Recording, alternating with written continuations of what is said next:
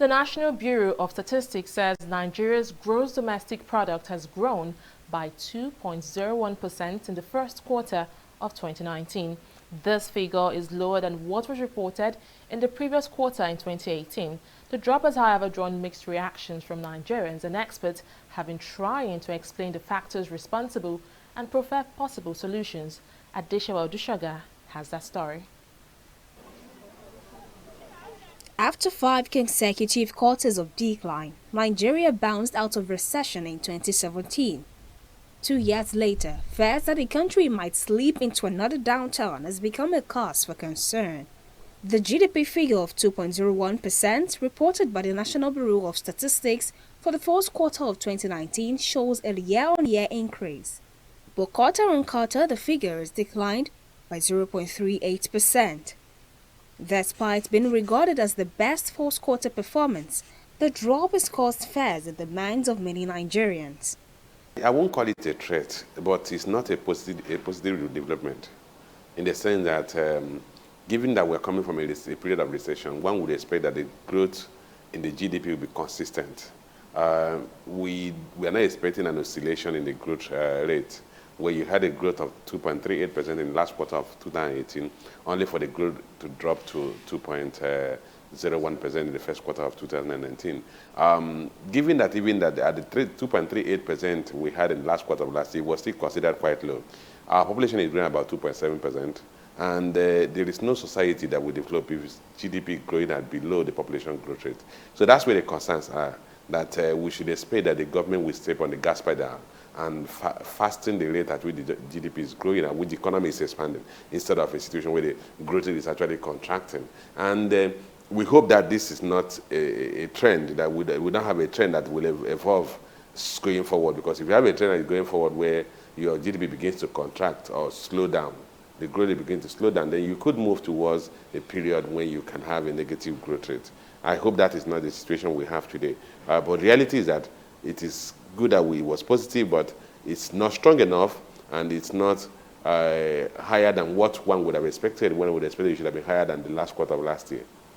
The oil sector also experienced a contraction, with 2.40% decline recorded in the first quarter of 2019. This indicated a decrease of 16.43% relative to the rate recorded in the corresponding quarter of 2018.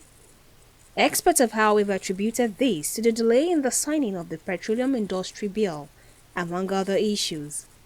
Oil and gas sector still account for 69% of GDP, but beyond that, it accounts for 90% of foreign exchange earnings and about 80% of federal government revenue. So you can't ignore it. But the question you ask yourself, why did it contract in the first quarter of this year? GDP, oil production in the first quarter of 2018 was 1.98%. Oil production in first quarter of 2019 dropped to 1.96%. And that's why when you compare year on year, you see a decline in production, oil crude production. Why did it decline? You have to look at, for the past 5-7 years, we've been on a single bill to evolve a commercial and regulatory framework for the oil and gas sector, the Petroleum Industry Bill, which has been fractured into several bills, and none of them have been signed into law. And so, in fact, most of them have not been passed. The ones that have been passed have not been signed into law. So you do not have the commercial framework.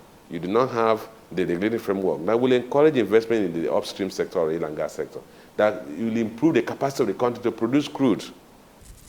Despite contributing 90.86% to the nation's GDP, the non-oil sector, particularly agriculture, is facing a threat in the spate of insecurity in the northeast, which affected its GDP growth in the midst of government investment. The efforts we're putting in the agriculture sector, we're getting the kind of results we should expect at a growth of 3.17%, because government emphasis has been so much on agriculture, but the agriculture is still, for me, at the 3.17% is still at least sluggish. What are those constraining factors to agriculture sector? You have to deal with the issue of insecurity in the north central, northeast, and northwest. And that has a severe impact on agriculture. We're hearing people from the northwest complain that they can't go to their farms, and given that the farms are largely subsistence farming. So we need to address the bottlenecks, the challenges that are constraining or has constrained economic growth. Although the National Bureau of Statistics have described the 2019 GDP as the best fourth-quarter performance since 2015, which experienced a decline as a result of the 2015 general elections. There are still presumptions that the 2019 general elections may have also contributed to the decline. What happened in 2015 was we saw a consistent decline in the price of crude. We also saw a worsening in the crude production as a result of instability in the Niger Delta. So the consistent decline in crude price constrained the capacity of the country to earn foreign exchange. And that had a direct impact on virtually all segments of the economy that had to rely on foreign exchange to import their raw materials to the manufacturing sector or to pay for equipment. So that's a different environment entirely.